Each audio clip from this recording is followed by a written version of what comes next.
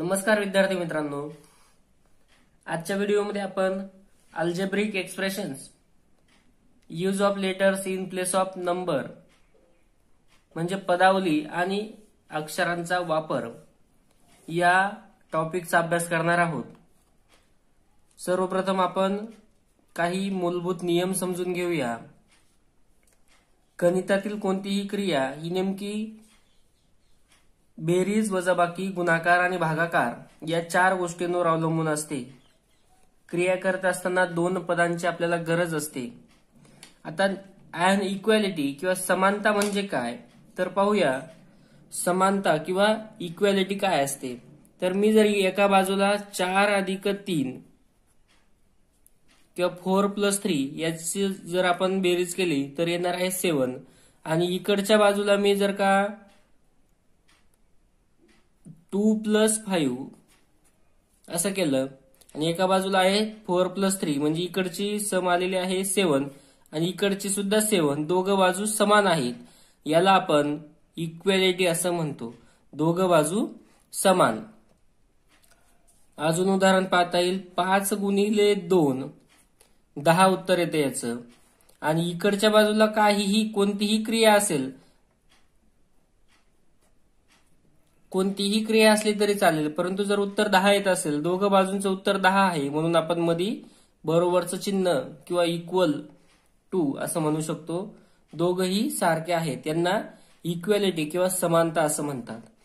मग अनइक्वॅलिटी म्हणजे काय किंवा इनइक्वॅलिटी किंवा असमानता म्हणजे काय तर पाहूया। त्याचे उदाहरण घेऊ आपण।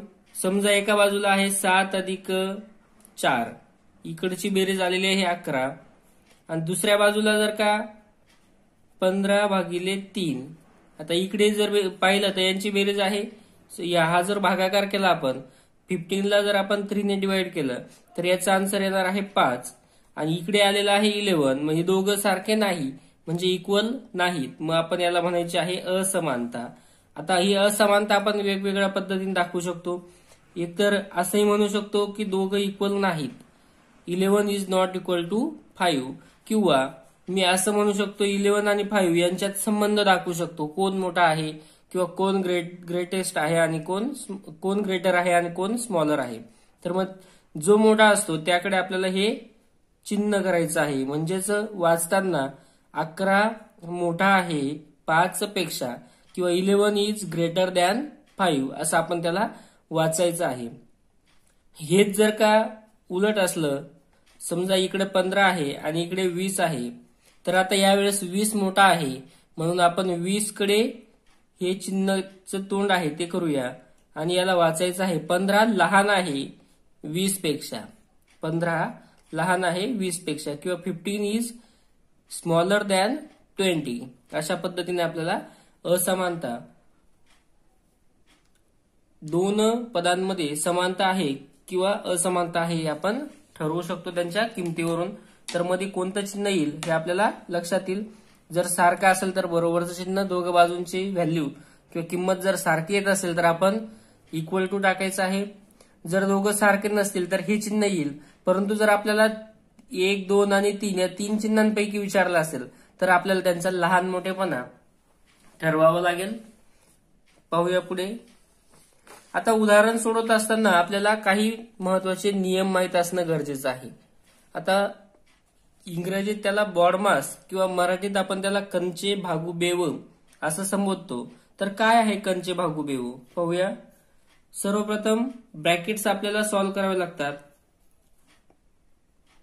बी फॉर ब्रॅकेट्स, त्यानंतर ऑफ, वाक्यामध्ये आलेलं असतं की ऑफ चे, त्यानंतर डिव्हिजन आपल्याला करायचं आहे म्हणजे भागाकार, त्यानंतर मल्टिप्लिकेशन म्हणजेच गुणाकार, आणि जर फक्त बेरीज आणि वजाबाकी म्हणजे ऍडिशन आणि सबट्रॅक्शन या दोनच गोष्टी असतील पदावलीमध्ये, जर शेवटी बेरीज आणि वजाबाकी उरलं तर ज्या क्रमाने आले त्याच क्रमाने केलं तरी चालतं। म्हणजे जर आधी वजाबाकी आली तर आधी वजाबाकी करून घ्या नंतर बेरीज करा, किंवा बेरीज आलेली आहे तर बेरीज करून घ्या नंतर वजाबाकी करा, जो क्रम असेल तो। क्रिया करत असताना लक्षात घ्यायच्या गोष्टी, सर्वप्रथम आपल्याला आता मोठमोठ्या पदावल्या सोडवायच्या आहेत किंवा अल्जेब्रिक एक्सप्रेशन असतात त्या आपल्याला सॉल्व्ह करायच्या आहेत. तर अशा वेळेस आपल्याला सर्वप्रथम यामध्ये गट करून घ्यायचे आहेत. मग गट कसे करायचे, तर जिथपर्यंत गुणाकार किंवा भागाकार आहे तो एकच गट आपण मानायचा आहे. समजा इथून मी सुरुवात जर केली तर इथून भागाकार आहे आणि कंस आहे. कंस म्हणजे एकच कंस बघा, आधी ते सुरुवातीला आपल्याला ब्रॅकेट सॉल्व्ह करायचे, त्याच्यामुळं हा सॉल्व्ह होऊन जाईल आणि नंतर या दोघांमध्ये काय होणार आहे, भागाकार होणार आहे किंवा आपल्याला डिवाइड करायचं आहे. त्यानंतर मध्ये जर प्लस किंवा मायनसचं साइन आलं का तिथून दुसरी टर्म चालू होते असं आपण गृहीत धरायचं आहे. म्हणजे इथे प्लस आलाय, नंतर 5 ही दुसरी टर्म चालू झाली आणि यांच्यात मल्टिप्लिकेशन आहे. मल्टिप्लिकेशन असेल किंवा डिवायडेशन असेल किंवा डिव्हिजन असेल तर हे दोघं एकच पद आहे असं आपण गृहीत धरायचं आहे. पुन्हा प्लस किंवा मायनस साइन आलेला आहे म्हणजे इथून एक भाग संपलेला आहे. थोडक्यात या ठिकाणी आपल्याला 3 टर्म मिळालेले आहेत की ज्यावेळेस आपल्याला आपण पुढे जाणार आहोत सोडवत त्यावेळेस त्याला 3 टर्म मध्ये आपलं असणार आहे. त्यानंतर पुढे आपण पुन्हा सोडवणार आहोत. तर पाहूया, सर्वप्रथम आपल्याला सांगितलेलं काय, ब्रॅकेट सॉल्व्ह करायचे किंवा कंस सोडवायचे आहेत. मग या ठिकाणचा कंस याचं काय उत्तर येतं, मी हा 15 पहिला जसाच्या तसा लिहून घेतो. त्यानंतर 8 - 5 याचं उत्तर आलेलं आहे 3. त्यानंतर पुढे अधिक हा एक भाग आहे आणि हा इकडचा वेगळा भाग आहे, त्यामुळे मी ही आणि ही क्रिया सोबत करू शकतो. जर इथेच गुणिले राहिला असता तर मात्र मला करताना एक एक स्टेप बाय स्टेप जावं लागलं असतं. परंतु हा एक भाग आहे, हा दुसरा आहे आणि हा तिसरा, असे 3 टप्पे आपण केले. तर 3 टप्प्यांपैकी हा टप्पा आपण सॉल्व्ह केला. त्यानंतर हे आपण याच स्टेपमध्ये करू शकतो. म्हणजे 5 × 7 35, त्यानंतर -30. आता पुन्हा आपल्याला हे जर पाहिलं तर याच्यामध्ये भागाकार आहे, त्यामुळे हा जो डिव्हिजन आहे आपल्याला करून घ्यायचा आहे. 15/3 किंवा 15/3. तर किती येतं पाहूया, त्याचा आन्सर येणार आहे 5. नंतर आहे +35 आणि हा -30. आता या गोष्टी आपल्याला पाहायच्या आहेत की ज्या वेळेस मी सांगितलं की जर फक्त बेरीज आणि वजाबाकी किंवा ऍडिशन आणि सबट्रॅक्शन या दोनच क्रिया असतील, पाहिजे इथे ह्याला साईन नाही म्हणजे त्याच्या पुढे जे साईन आहे ते आपण गृहीत धरायचं आहे. हा 5 आहे, याला साईन नाही म्हणजे याच्या पुढे प्लस हे साईन असतं. आता हा +5, हा +35 आणि हा -30. तर फक्त प्लस आणि मायनस हे दोनच क्रिया या ठिकाणी उरलेल्या आहेत, बाकी गुणाकार भागाकार असं काही नाही. तर अशा वेळेस आपल्याला काय करायचं आहे, मी सांगताना हे सांगतो की जे प्लस दिसतील त्यांची सम करायची, त्याला प्लस साईन द्यायचं. जे मायनस दिसतील त्यांची प्लस करायची, सर्वांची सम करायची आणि त्याला मायनस साईन द्यायचं आहे. पुन्हा एकदा लक्षात घ्या, जेवढे प्लस असतील तेवढ्या सर्व प्लस प्लसची बेरीज करायची किंवा सम करून त्याला प्लस साईन देऊया आणि जेवढे मायनस असतील तेवढ्यांची सम करून त्याला मायनस साईन द्यायचं आहे. मग आता प्लस किती आहेत, 35 आणि हा 5 प्लस आहे 35 आणि 5 म्हणजे झालेले आहेत 40 आणि मायनस मायनस फक्त एकच आहे म्हणजे त्याची सम तेवढीच येणार आहे म्हणून हा आहे -30, त्याचं साईन दिलेलं आहे मायनस. आता दोघांचं जर साईन पाहिलं, यावर आपण एक सेपरेट व्हिडिओ टाकलेला आहे की चिन्ह दोघांचं चिन्ह सारखं असेल तर काय करायचं, वेगवेगळं असेल तर काय करायचं. तर या ठिकाणी दोघांचं साईन वेगवेगळं आहे म्हणजे आपल्याला यांची सबट्रॅक्शन करायची आहे. मोठ्या संख्येतून लहान संख्या मायनस करून आपल्याला मोठ्या संख्येचं साईन द्यायचं आहे. म्हणजे 40 - 30 बरोबर आहे 10 आणि मोठी संख्या जी आहे ती प्लस आहे म्हणजे साईन लिहिलं नाही तरी चालतं. थोडक्यात याचा आन्सर आलेला आहे 10 किंवा 10. आता ही एक क्रिया समजून घेण्यासाठी अजून छोटं उदाहरण घेतो.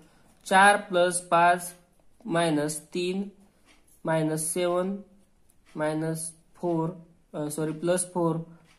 -8 अशा आपण वेगवेगळ्या संख्या घेतल्या आणि या ठिकाणी निरीक्षण केलं तर फक्त plus minus plus minus plus minus दिसते.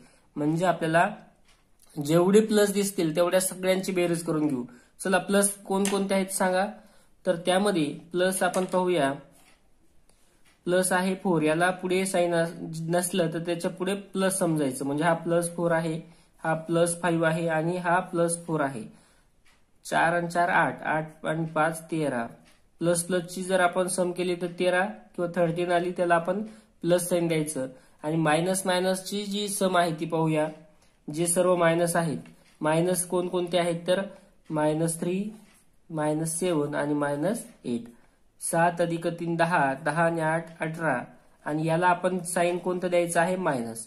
मायनस मायनसचे सम करून मायनस साईन दिलं, प्लस प्लसचे सम करून प्लसचं साईन किंवा अधिकचं चिन्ह दिलेलं आहे.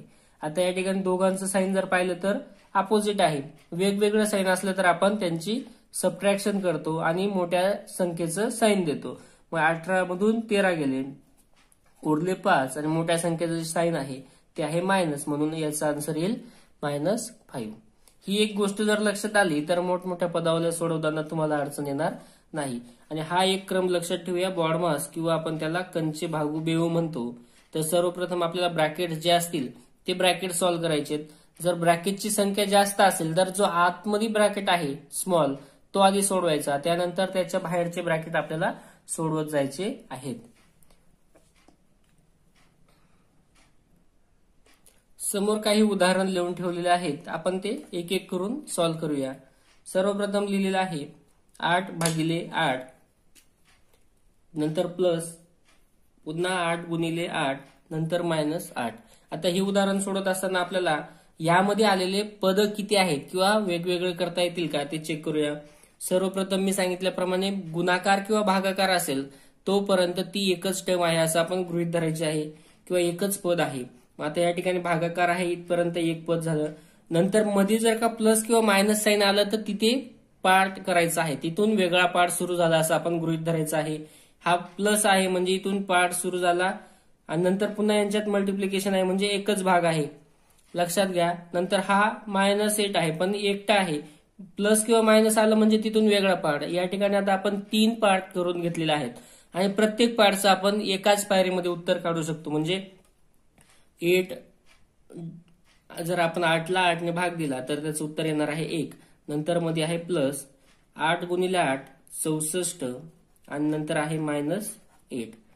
पुढे जर सोडवलं आपण तर 64. आता हे बघा यामध्ये सांगितलेलं आहे फक्त प्लस आणि मायनस या दोनच गोष्टी शिल्लक आहेत किंवा बेरीज आणि वजाबाकी या दोनच गोष्टी शिल्लक असतील तर जेवढ्यांना प्लस साईन आहे तेवढ्या सगळ्यांची आधी ऍडिशन करून घ्यायची आहे आणि जेवढ्यांना मायनस साईन आहे त्यांची ऍडिशन करायची आणि खाली लिहून घ्यायचं आहे. म्हणजे 64 हा 1 प्लस आहे आणि हा सुद्धा प्लस आहे. मग 64 आधी 1 65 आणि त्याला प्लसचं साईन आणि मायनस मायनस आहेत, -8 फक्त एकटा आहे म्हणून त्याची सम तेवढीच येणार आहे. पुढच्या पायरीवर पाहूया, एक संख्या प्लस आहे एक संख्या मायनस आहे म्हणजेच दोघांचं साईन अपोजिट आहे.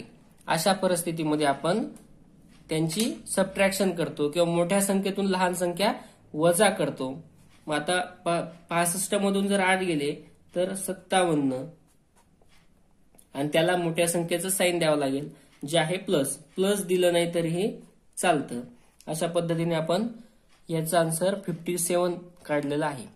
आता पुढे अजून एक आहे बघा, या ठिकाणी ब्रॅकेट आहे म्हणजे ही एक पद झालं इकडचं आणि हे दुसरं आहे. पुन्हा ब्रॅकेटमध्ये सुद्धा आतमध्ये आपल्याला अजून त्याचं विभागणी करून घ्यायची आहे.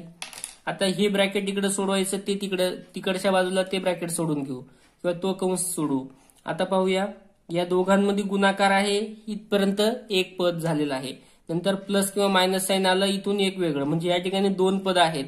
तर पाहूया, 8 दुने 16 -6 ब्रॅकेट आहे तसंच ठेवतो. नंतर इकडे भागिले, आता बेरीज नाही होणार आधी, या ठिकाणी भागाकार आधी होईल.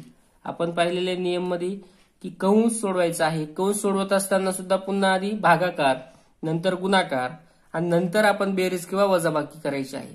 आता हा आधी भागाकार होऊन जाईल. हा 3 आहे तसाच, मधलं साईन आहे प्लस आणि 14ला आपण जर 7ने भाग दिला तर येणार आहे 2. पाहूया आता 16 - 6 तर याचं आन्सर येईल 10 आणि त्याला भागिले 3 + 2 5. आता हे सोपं झालेलं आहे. 10/5 तर याचं उत्तर येणार आहे पुन्हा 2. 5ने जर आपण 10ला डिवाइड केलं, या पद्धतीने आपण लिहून घेतलं तर 5 × 1 = 5, 5 दुने 10 म्हणजेच आन्सर आलेला आहे 2 किंवा 2. पुढे पाहूया अजून,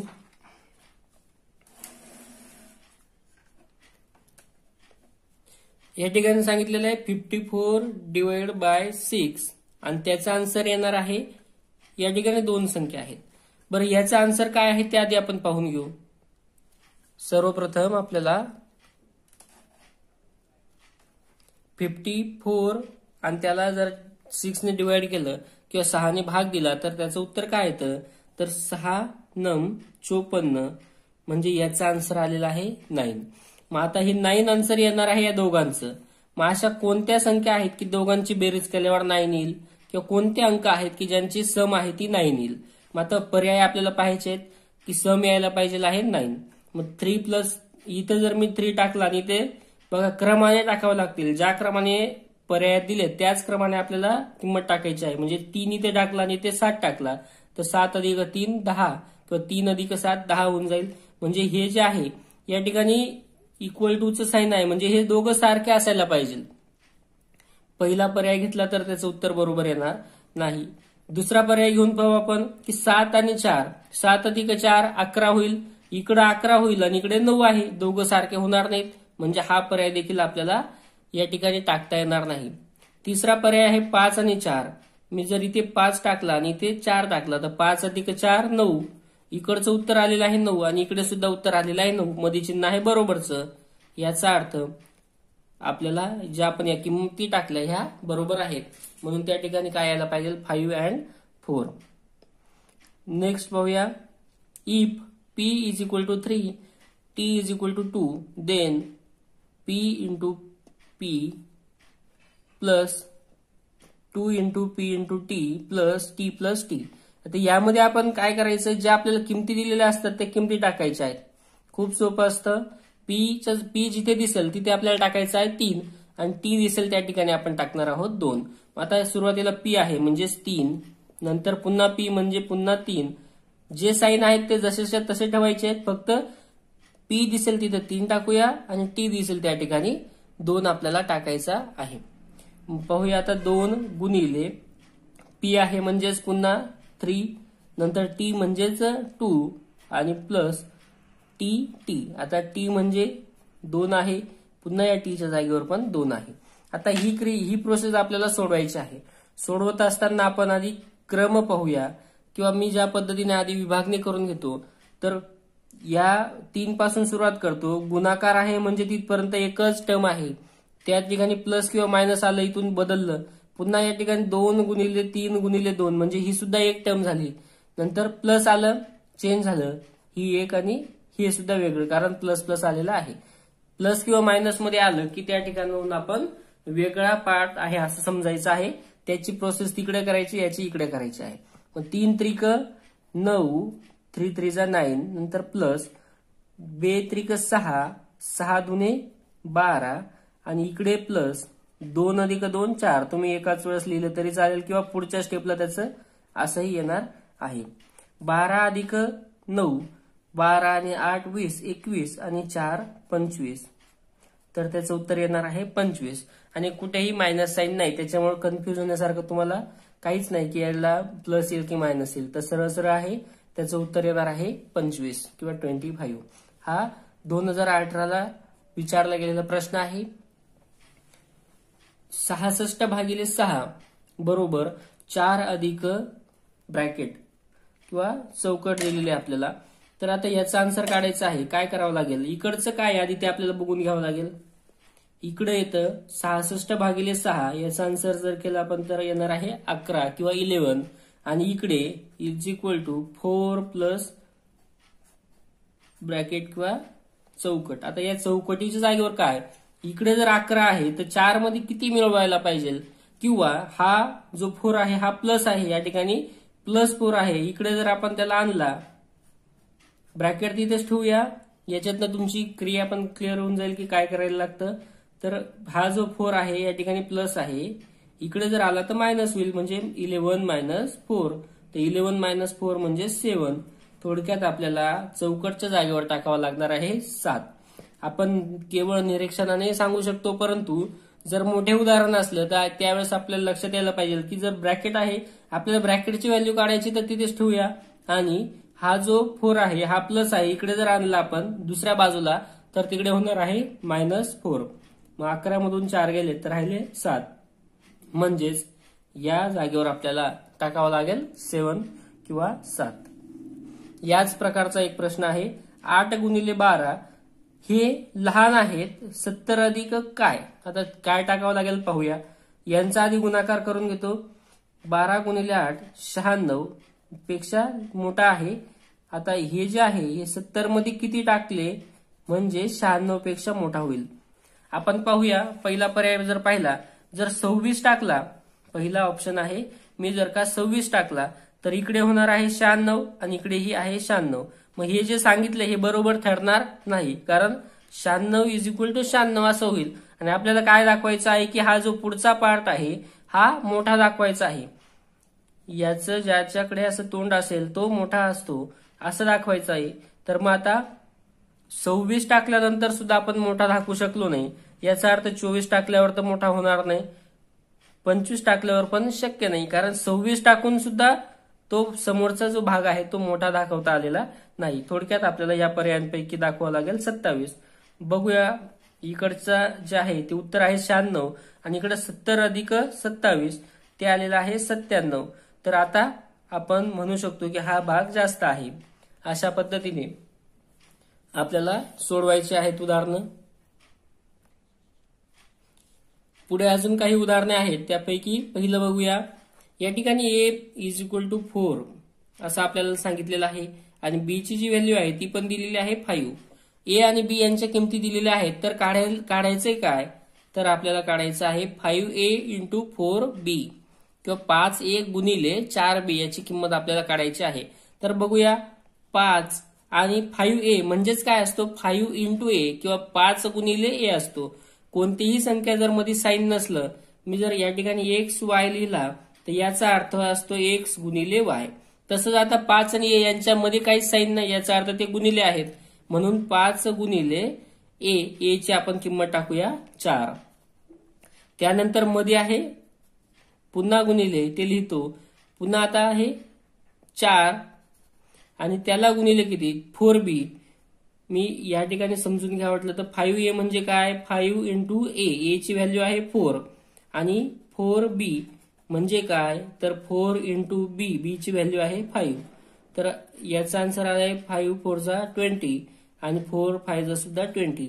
या दोघांचा आन्सर 20 आहे. त्यांच्यात पुन्हा काय आहे तर गुणाकार आहे, म्हणजे 20 इंटू 20 बेदुने 4 आणि हे 2 शून्य, त्याचा आन्सर येणार आहे 400. आता या ठिकाणी आपण पुन्हा मी करून पाहतो. पहिला आहे 5a म्हणजे 5 गुणिले 4, नंतर 4b म्हणजे 4 गुणिले b ची किंमत आहे 5. पुढे जर सोडवलं तर 5 चोक 20 आणि मध्ये आहे गुणाकार, पुन्हा 4 पंचे 20. आता 20 गुणिले 20 किंवा नुसतं 2 गुणिले 2 करून घेतला 4, हा 1 शून्य आणि हा 1 शून्य असे 2 शून्य ठेवायचे, म्हणजे त्याचं उत्तर येणार आहे 400 किंवा 400. आता पुढे आहे. या ठिकाणी आपल्याला ठरवायचं की कोणतं साईन येईल. इकडची आपण हे सोडून घेऊ आणि इकडचंही सोडवायचं आहे. दोघं सॉल्व्ह करून झाल्यानंतर ठरवायचं की इथे कोणतं साईन आपण द्यायला पाहिजे. पाहूया. सुरुवात करतो. 8 पासून सुरुवात केली. मल्टिप्लिकेशन आहे, जिथपर्यंत मल्टिप्लिकेशन आहे तिथपर्यंत तो एकच पार्ट झाला. त्यानंतर मायनस किंवा प्लस आलं, तिथून भाग वेगळा, म्हणजे हा 1 झाला. या ठिकाणी 2 भाग आहेत. पुन्हा इकडच्या बाजूला पाहतो. 70 गुणिले 2 भागिले 2 गुणाकार किंवा भागाकार असेल तर तिथपर्यंत आपण त्याला एकच पार्ट संबोधायचा आहे. नंतर आहे -4 हा दुसरा. तर एक एक गोष्ट सोडू. 8 चोक 32 -6 याच्यात काय अजून आपल्याला माहिती नाही. पुन्हा इकडे आता आधी भागाकार आपल्याला करायचा आहे. लक्षात घ्या, ज्यावेळेस या प्रोसेस एकाच लाईनीत असतील त्यावेळेस आधी आपण भागाकार करून घेऊ. म्हणजे 70 गुणिले या 2 भागिले 2 किंवा 2 आणि त्याला जर आपण 2 ने डिवाइड केलं तर त्याचा आन्सर येणार आहे 1 आणि पुन्हा -4. 32 वजा 6 तर याचं येणार आहे आन्सर 26. आणि इकडच्या बाजूला पाहू काय येतं. 70 71 आणि 70 मधून 4 गेले तर म्हणजेच 66.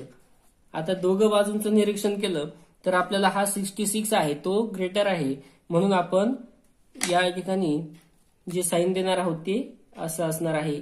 म्हणजेच थोडक्यात आपल्याला जे विचारला होता प्रश्न की 3 साईन असतात दिलेले, या 3 साईन पैकी ठरवायचं आहे आपल्याला की कोणतं साईन या ठिकाणी परफेक्ट बसेल. तर आपण पूर्ण इकडचं सॉल्व्ह करून घ्यायचं, इकडचे दोघं बाजू सॉल्व्ह करून घेतल्या आणि त्यानंतर पाहिलं की जर इकडे 66 हा ग्रेटर आहे म्हणून त्याच्याकडे आपण तोंड करून दिलं आणि हा स्मॉल आहे, याचा अर्थ 26 इज स्मॉलर दॅन 66. 26 लहान आहे 66 पेक्षा, असं आपण म्हणू शकतो. पुढचं उदाहरण पाहूया.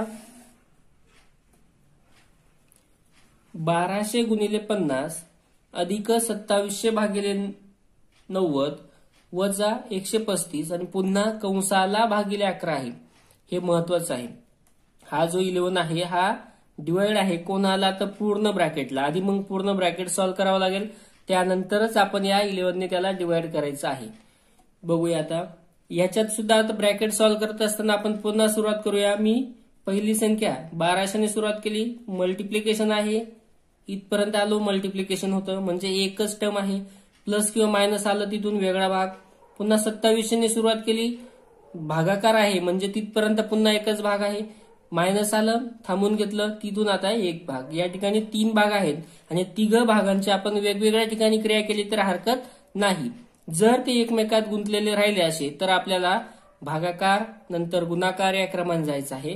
परंतु जर एकाच हे एक पद, हे दुसरं आणि हे तिसरं असे 3 भाग झाले का, तर मध्ये प्लस किंवा मायनसचं साईन आलं का तिथून वेगळा पार्ट समजायचा. आता याच्यात क्रिया केली आणि याच्यात केली एकाच स्टेपला तर हरकत नाही. परंतु जर एकाच लाईनीत असतील तर त्यावेळेस आपल्याला टप्प्याटप्प्याने जावं लागेल. आता पाहूया यांचं काय उत्तर येतं. 12 गुणिले 5 60, 12 पंचे 60 आणि हे 2 शून्य आणि हा 1 असे एकूण 3 शून्य त्याच्यावर मी दिलेले आहेत. पुन्हा याचं काय उत्तर येतं पाहूया. मला 90चा पाडा नसेल म्हणता येत तर हरकत नाही. याच्यावर 1 शून्य आहे, याच्यावर 1 शून्य आहे, दोघं जर 0 आपण कट केले तर काही फरक पडणार नाही. 9 एक 9, 9 त्रिक 27 आणि हा 0 म्हणजे याचा जो भागाकार आहे तो आलेला आहे 30 आणि इथे साईन होतं ते प्लस. पुन्हा मायनस 135 आणि ब्रॅकेटच्या बाहेर आहे तो 11. आता ह्या प्रोसेसमध्ये काय करायचं हे आपण पाहिलं की जर फक्त प्लस आणि मायनस साईन आहे तर अशा वेळेस जेवढे प्लस दिसतील तेवढ्या सगळ्या प्लसचे आपण सम करायचे आहे आणि जेवढे मायनस आहेत त्यांचे सम करून त्याला मायनस साईन द्यायचं, प्लस प्लसची सम करून त्याला प्लस साईन द्यायचं आहे. जेवढे अधिक आहेत त्यांची बेरीज करून अधिकचं चिन्ह देऊया आणि जेवढे वजा आहेत त्यांची बेरीज करून त्याला वजाचं चिन्ह आपल्याला द्यायचं आहे. मग 60,000 अधिक 30 याचं उत्तर आलेलं आहे 60,030 आणि त्याच्यातून आपल्याला मायनस करायचं आहे मायनस 135 आणि हे जे उत्तर येणार आहे त्याला काय आहे भागिले 11. तर याचं काय उत्तर येतं आधी पाहूया. 10 मधून 5 गेले तर 5, हातच्या परत. आता 13 मधून 4 गेले तर 9, हातच्या परत. 10 मधून 2 गेले 8, हातच्या परत. 10 मधून 1 गेला 9, पुन्हा 6 मधून 1 गेला तर 5. आता हे उरलेलं आहे इकडच्या बाजूला लिहून घेतो मी 59,895 आणि त्याला आपल्याला डिवाइड करायचं आहे 11ने. बस एवढंच आता आपलं उरलेलं आहे. तर पाहूया काय उत्तर येतं. 11 एक 11, 11 पाचा 55. आता 59 मधून 55 गेले तर राहिलेले आहेत 4. आता 48 झाला तर 48ला 11 चोक 44 उरले 4. 4 आणि 9 49 झालेला आहे. तर पुन्हा 11 चोक 44 आणि उरलेले आहेत 5. हा 5 आणि वरचा 5 असं झालेला आहे 55 म्हणजे 11 5 55. तुम्हाला जर अशा पद्धतीने भागाकार जमत नसेल तुम्ही आपल्या नेहमीच्या पद्धतीने म्हणजेच 59,895 भागिले 11 करून पाहायचं आहे. उत्तर हेच येणार आहे. अशा प्रकारे आपण काही पदावल्या पाहिल्या. अजून 1-2 उदाहरणे घेऊया. चला पाहूया पुढील काही उदाहरणे. सर्वप्रथम या ठिकाणी सुरुवात केली मी तर भागाकार आहे म्हणजे तिथपर्यंत एकच भाग, पुन्हा प्लस आलं तिथून चेंज करतो.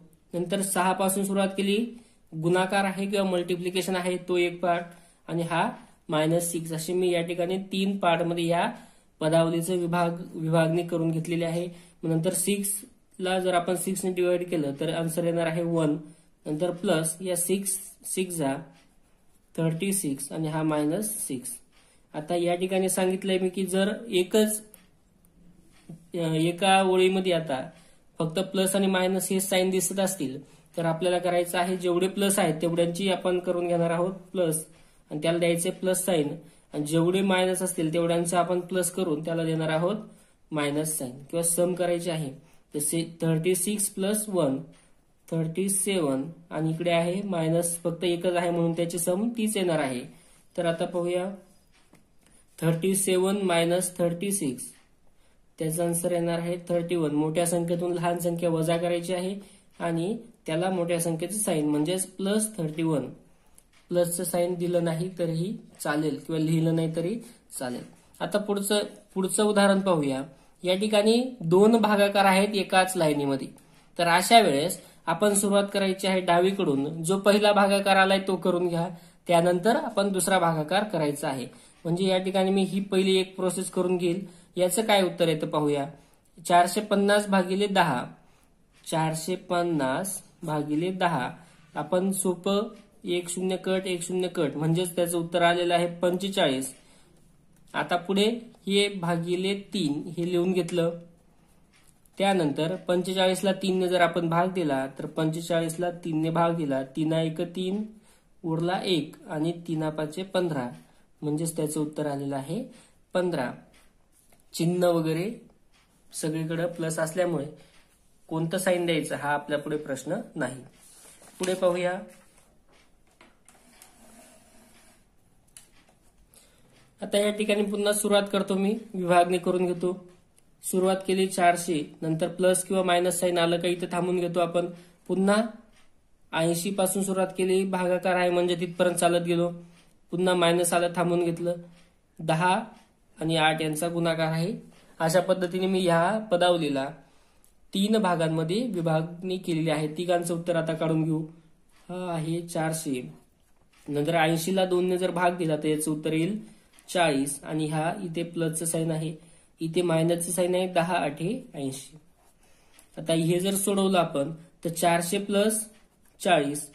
आधी हे दोघं प्लस आहेत. 400 + 40 440 आणि -80.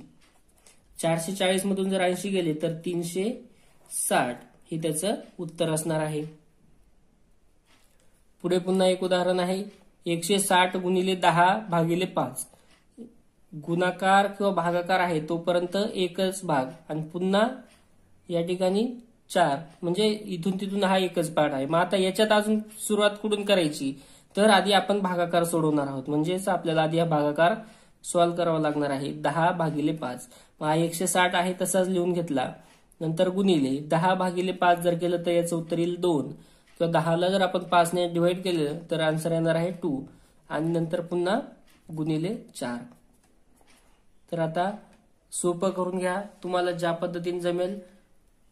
16 × 2 = 32 म्हणजे 320 आणि पुन्हा गुणिले आहे 4. नंतर 4 0 0 4 2 8 आणि 4 3 12.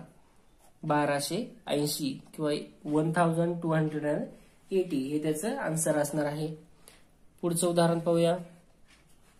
115 - 115. नंतर त्याला आपण डिवाइड करायचं आहे 10 आणि इंटू पुन्हा 5. तर आता याचं आन्सर आधी काढून घेतो मी, कारण आपल्याला आधी ब्रॅकेट सॉल्व्ह करायचा असतो. आधी सुरुवातीला ब्रॅकेट सॉल्व्ह करायचा, त्यानंतर डिव्हिजन, त्यानंतर मल्टिप्लिकेशन, त्यानंतर ऍडिशन अँड सबट्रॅक्शन. ह्या ज्या क्रमाने आलेल्या आहेत त्याच क्रमाने आपण करायचे आहेत. 115 - 115 याचं तर आन्सर येतं 0. 0 / 10 आणि पुन्हा इंटू 5. आता हे लक्षात घ्या की 0 ला आपण 10 ने कोणत्याही संख्येने डिवाइड केलं तर आन्सर येणार आहे त्याचं 0. मग याचं आन्सर आलेलं आहे 0 आणि पुन्हा त्याला जर 5 ने डिवाइड केलं तर त्याचे आन्सर येतं 5 ने मल्टिप्लाय केलं तर त्याचं सुद्धा आन्सर येणार आहे 0. 0 ला कोणत्याही संख्येने डिवाइड केलं तरी 0 आणि 0 ला कोणत्याही संख्येने मल्टिप्लाय केलं तरीही 0. हे लक्षात ठेवा, म्हणजे तुम्हाला उदाहरण सोडवताना कामात येईल. आता पुढे पाहूया. 160 × 5 × 10 / 4. आता या ठिकाणी भागाकार आधी आपल्याला करायचा आहे, परंतु आपण जर पाहिलं तर 10 ला 4 ने भाग देता येणार नाही किंवा 10 ला 4ने पूर्ण भाग जात नाही. मग अशा वेळेस काय करायचं, ह्या सगळ्यांमध्ये गुणाकार आहे तो लिहून घेतो. 160 गुणिले 5 गुणिले 10 इथपर्यंत ही एकच टर्म आहे, लक्षात घ्या. गुणाकार आहे म्हणजे काही वेगळा भाग नाही, तर हा एकच आहे. आणि मी त्याला भागिले 4 खाली लिहून घेतला. आता तुम्हाला लक्षात येईल की याला खाली डिवाइड असतो 1 किंवा 1 प्रत्येकाला छेद 1 असतो. म्हणजे आता आपण या खालच्या 4ने वरती आपल्याला जिथे भाग देता येईल तिथे देऊ शकतो, कारण या सगळ्यांमध्ये आहे गुणाकार. मग 4 1 4, 4 चोक 16 आणि हा 0. आता काय काय उरलेलं आहे पाहू. 40 गुणिले 5 गुणिले 10, 5 चोक 20 आणि हा 0 आणि पुन्हा याच्यावरचा एक 0. आन्सर येणार आहे 2000 किंवा 2000. अशा प्रकारे आज आपण आजच्या व्हिडिओमध्ये पदावली आणि अक्षरांचा वापर याबद्दल अभ्यास केला.